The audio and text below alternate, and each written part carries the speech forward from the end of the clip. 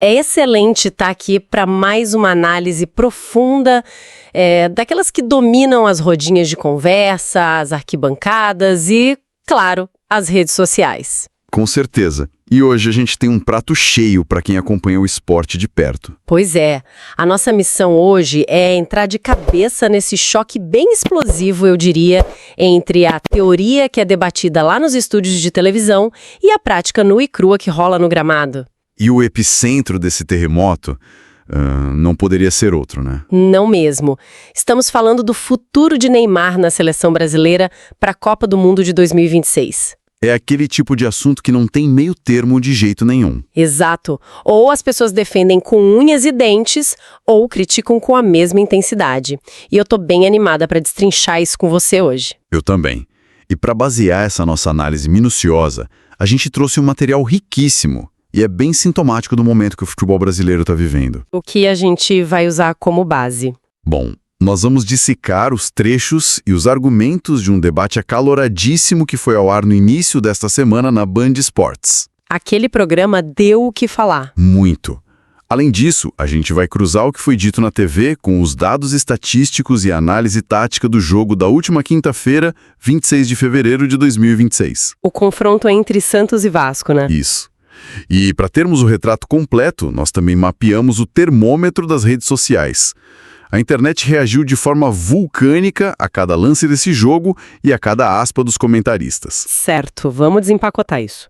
Porque para entender o motivo desse jogo na Vila Belmiro ter atraído tanta atenção, quase como se fosse uma final de campeonato, a gente precisa voltar alguns dias. Temos que olhar para o que inflamou a mídia esportiva nessa semana, sem dúvida. O estopim de tudo foi justamente esse programa ao vivo na Band Esportes. O que começou ali como uma simples projeção para a Copa do Mundo... escalou super rápido. Sim, virou um embate filosófico sobre o que o futebol moderno exige de um jogador. De um lado, a gente tinha o Jorge Nicola. E do outro, o Elias Júnior. Conta pra gente como as trincheiras foram cavadas nesse debate, porque o clima esquentou bastante. Olha, o que chamou a atenção não foi só a discordância em si, mas a firmeza das posições. A pauta era super direta. O Neymar tem lugar na convocação para 2026. E a resposta do Nicola foi bem enfática. Muito. A frase central que definiu a visão do Jorge Nicola foi pesada. Ele cravou que não levar o Neymar para a Copa seria uma verdadeira, nas palavras dele, irresponsabilidade. Irresponsabilidade, uma palavra forte para usar num debate ao vivo. Pois é. E o pilar de sustentação do argumento do Nicola é o talento puro, aquela genialidade inata que todo mundo conhece. A ideia de que o dom natural fala mais alto. Exatamente. Na visão dele, o dom que o Neymar tem com a bola nos pés é de uma magnitude tão rara que já funciona como um passaporte carimbado para a seleção. É a velha tese do craque, né? Aquele jogador fora de série que resolve um jogo truncado num toque só. E abrir mão disso seria um erro histórico na visão dele. Isso mesmo, mas focar puramente no talento acaba ignorando a realidade física do esporte hoje em dia. O futebol atual tem uma intensidade brutal. E foi exatamente nessa tecla que o Willian Júnior bateu. Ele não só discordou, como usou uma palavra de impacto equivalente. Ele chamou a ideia de absurdo. Exato. A resposta do Willian Júnior foi na mesma voltagem. Ele pegou essa ideia de convocação garantida pelo talento e classificou como um absurdo. E o argumento dele é bem calcado na fisiologia, certo? Sim, na biologia do esporte moderno. O Elia não diminuiu o talento histórico do jogador em nenhum momento. Mas ele levantou questionamentos severos sobre a condição física e técnica atual. Ele questionou se o corpo do atleta aguenta a carga. Isso. Uma Copa do Mundo não é um campeonato de pontos corridos onde o cara pode dosar energia. São 7 jogos, num intervalo curtíssimo, contra os atletas mais bem preparados do planeta. É uma maratona em forma de tiro de 100 metros. E o tom subiu no estúdio porque são duas visões de mundo inconciliáveis. A magia do craque contra a exigência atlética implacável. E é fascinante observar isso. Mantendo a nossa neutralidade aqui, é fácil notar que os dois comentaristas capturaram com perfeição a divisão de opiniões que existe hoje em qualquer grupo de mensagens de quem acompanha o esporte. Sem dúvida. O Nicola representa aquela esperança brasileira na individualidade. E o Elia representa a preocupação com o futebol máquina.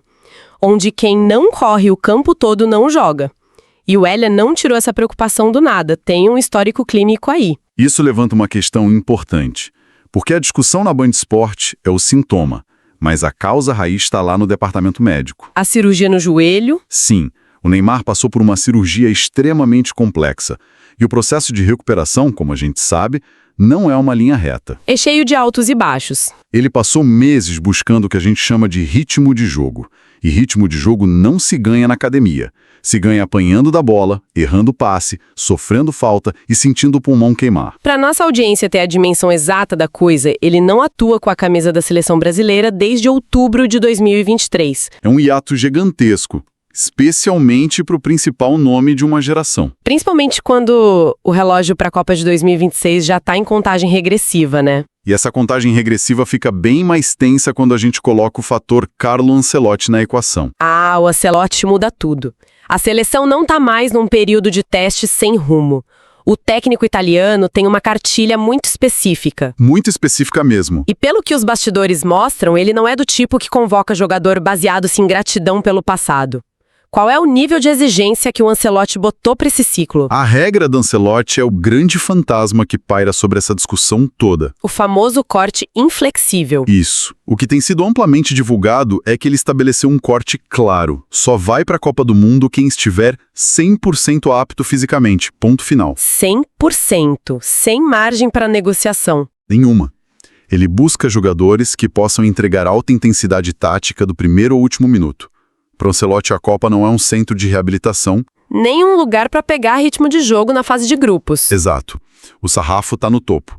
E é exatamente essa a filosofia do treinador que dá tanto peso pro argumento do Elian Júnior no debate da TV. Então, o que tudo isso significa? Significa que se a regra é estar 100% e o jogador vem de uma cirurgia gravíssima lutando para jogar 90 minutos, a matemática do Ancelotti, a princípio, bate de frente com a vontade do Jorge Nicola. É o combustível que fez o debate pegar fogo. O Nicola aposta que a qualidade técnica obriga o técnico a abrir uma exceção.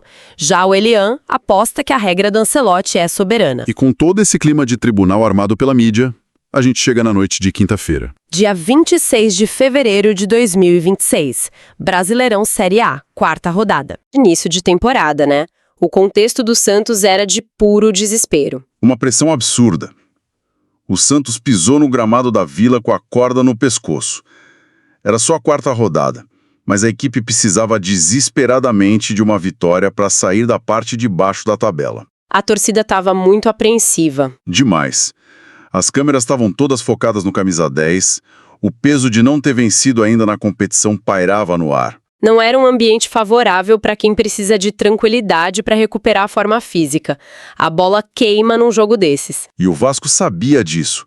Eles vieram preparados para explorar justamente essa urgência e esse nervosismo do Santos. Mas a urgência acabou encontrando a técnica. O placar final marcou 2-1 para o Santos. A primeira vitória do time na competição, o que já dá um alívio imenso nos bastidores. Porém, aqui é que a coisa fica realmente interessante. O que importa para nossa análise é dissecar os detalhes de como essa vitória foi construída. O roteiro do jogo. Sim, porque esse roteiro serve quase como uma resposta direta, em tempo real, para aquele debate da Band Esportes. Como foi a dinâmica lá no primeiro tempo? Bom, o jogo começou exatamente como a pressão surgiria. Difícil, truncado, o Santos estava com muita dificuldade para furar o bloqueio do Vasco. Estava amarrado. Muito amarrado. Mas aí chegamos na marca dos 25 minutos do primeiro tempo. E é nesse instante que o argumento do Jorge Nicola ganha vida no gramado. O que acontece exatamente aos 25. O Santos consegue articular uma jogada e o Neymar recebe a bola dentro da área. Tinha pouco espaço e muita marcação em cima dele. E aí não é uma questão de resistência aeróbica, né? É visão. Visão periférica e precisão. Ele finaliza com uma precisão milimétrica e abre o placar. Uma fração de segundo que lembra todo mundo por que desse debate existia em primeiro lugar. Exato. Uma explosão de alívio na Vila Belmiro.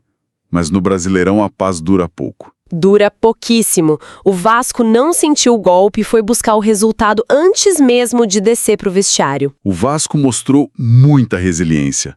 Aos 43 minutos, o Cauã Barros acha o espaço e empata a partida. Reta final da primeira etapa, ir para o intervalo com 1-1 no placar muda toda a narrativa. Muda completamente. Significa que todo aquele peso e pressão por resultados voltou de uma vez para os ombros do Santos. O segundo tempo ia exigir um esforço dobrado da equipe, e especialmente do Neymar. E aí, no segundo tempo, que a nossa análise fica ainda mais rica. Porque marcar um gol no início do jogo, quando o tanque de oxigênio tá cheio, é uma coisa.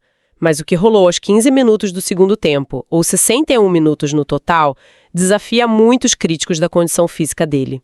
Aquele lance foi crucial. O Santos engata uma transição ofensiva rápida. E para quem entende de futebol, transição rápida não perdoa a falta de fôlego. De jeito nenhum.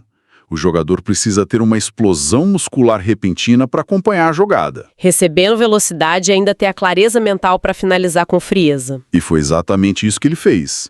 Ele marca o segundo gol e garante o 2-1. Essa frieza para finalizar na corrida depois de uma hora de jogo intenso conta uma história física bem importante. É o ponto-chave da rodada. Totalmente, o gol da vitória nascendo de uma transição aos 15 do segundo tempo é um dado valioso para quem defende a recuperação dele. Mas o ouro dessa nossa análise não são só os 2 gols. Tem um detalhe maior aí, né? Tem. O detalhe que transforma essa atuação num argumento forte contra a visão do Elia Júnior é a permanência em campo. O Neymar jogou os 90 minutos. Isso é gigante no contexto atual dele. Sim. Essa foi apenas a segunda partida completa que ele consegue fazer após a cirurgia no joelho. Suportar a carga de um jogo tenso de primeira divisão, com necessidade de vitória, do apito inicial ao final, é um marco clínico impressionante. É um atestado de que o corpo está começando a responder à altura da exigência. E além de ser o segundo jogo completo, também foi a primeira vez na temporada que ele marca 2 gols na mesma partida. Os famosos mapas de calor mostram bem isso. As estatísticas de passe confirmam que ele não ficou só plantado lá no ataque esperando a bola sobrar. Ele foi uma engrenagem criativa. Ele recuou para buscar o jogo, sofreu faltas, acelerou quando era necessário. É uma resposta prática muito contundente para quem dizia que ele não aguentaria o ritmo de um jogo duro. Sem dúvida alguma. E essa resposta prática reverberou imediatamente. No esporte moderno, o campo e a mídia conversam em tempo real. O desempenho nesses 90 minutos foi praticamente um contra-ataque aos questionamentos da TV. Ele pegou as dúvidas sobre a capacidade física dele e respondeu com métricas de GPS rodando o jogo todo e com a bola na rede 2 vezes. Em situações que exigiram tanto técnica quanto explosão. Para a torcida e para os defensores da convocação dele, foi a prova cabal de que a lenda ainda está viva e capaz de influenciar os grandes palcos. E se o debate na televisão já tinha sido quente no começo da semana, a internet, depois do apito final na quinta-feira, virou um campo de batalha. A internet não tem filtro, né? Nem tempo de espera. Quando o jogo acabou e a vitória do Santos foi confirmada com esse protagonismo absoluto, o Tribunal Digital entrou em sessão na hora. Imediatamente. Torcedores dos 2 lados da discussão pegaram as estatísticas desse jogo e usaram para alimentar aquela guerra de narrativas. O talento inegável contra a exigência física. Analisando as conversas nas redes, a repercussão foi instantânea e superpolarizada. Refletiu direitinho a divisão que a gente viu entre os jornalistas. Como que o lado a favor da convocação usou os dados do jogo?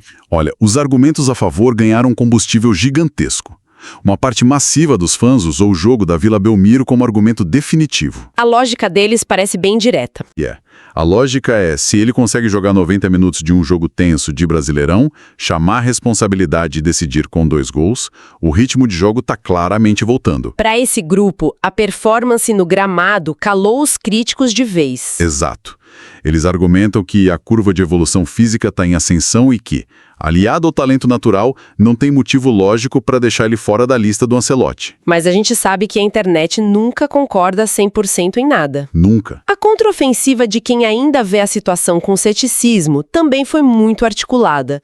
Porque o abismo entre um jogo do Brasileirão contra um time brigando na parte de baixo da tabela e um mata-mata de Copa do Mundo é enorme. Tem seleções europeias fortíssimas no caminho de um Mundial. Como os críticos absorveram e rebateram esses 2 gols lá na Vila? O grupo mais cético se alinha bem com a visão rigorosa do Elias Júnior e do próprio Ancelotti.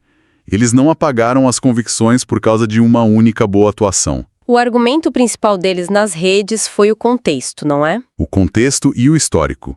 Eles apontam que brilhar numa partida doméstica contra o Vasco, com todo respeito ao clássico, não é um simulacro fiel do que é enfrentar a intensidade de volantes e zagueiros da elite europeia num torneio curto. Um jogo de 90 minutos bem-sucedido não apaga um histórico extenso de lesões. E nem apaga o longo período de inatividade desde outubro de 2023.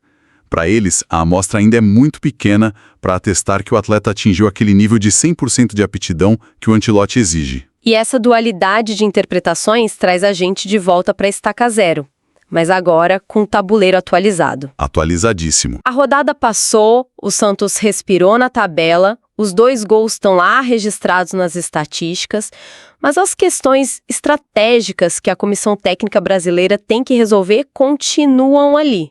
Complexas como nunca. É um quebra-cabeça tático, médico e até psicológico. Quais são as perguntas centrais que ficam depois dessa semana agitada? As perguntas que emergem dessa polêmica toda são bem profundas. Por exemplo, o peso histórico de um jogador que marcou uma geração deve garantir a convocação dele mesmo num processo inconcluso de recuperação física. E pensando na filosofia do jogo, o talento puro compensa a falta de uma regularidade física comprovada em altíssimo nível nos últimos anos? São dilemas que tiram o sono de qualquer treinador de elite. Exatamente o choque entre a biologia e a arte. De um lado, a gente tem os dados, os testes de esforço, a fisiologia dizendo que o corpo tem limites. E do outro, a imprevisibilidade do craque, a arte de botar a bola onde a física parece não alcançar. Se conectarmos isso com o panorama geral, o que temos é um retrato fiel da volatilidade e da paixão que envolve o futebol moderno. A mídia pauta a discussão em absolutos. Ou é irresponsabilidade ou é absurdo. Mas o campo sempre entrega nuances. Aquele jogo de 90 minutos e os 2 gols não encerram o debate. Eles só elevam tudo para um novo patamar de complexidade. A narrativa fora das 4 linhas tenta impor uma regra, mas a bola rolando sempre cria as próprias exceções. Perfeito. Uma excelente forma de amarrar todas essas pontas soltas. Chegamos ao final da nossa análise de hoje. Passamos pelos corredores tensos dos estúdios de TV, fomos até o gramado da Vila Belmiro entender a mecânica dos gols e terminamos tentando decifrar o código da seleção brasileira. Uma jornada e tanto. Como é de costume por aqui, o nosso objetivo não é entregar uma verdade absoluta empacotada. O objetivo é fornecer todas as peças do quebra-cabeça para que a nossa audiência monte sua própria visão. O debate apenas ganha novos contornos para quem acompanha o esporte com senso crítico. E para selar tudo que destrinchamos hoje com base no desempenho de Neymar no jogo contra o Vasco e na intensa polêmica entre Elias Júnior e Jorge Nicola, fica a reflexão para quem nos acompanha. Ele deve ser considerado para a seleção brasileira na Copa de 2026 ou ainda há dúvidas táticas e físicas que precisam ser resolvidas? Fica aí o questionamento. Pedimos a quem gostou que curta, compartilhe e comente. E se inscreva no canal Zona de Conflito FC para saber de todas as polêmicas do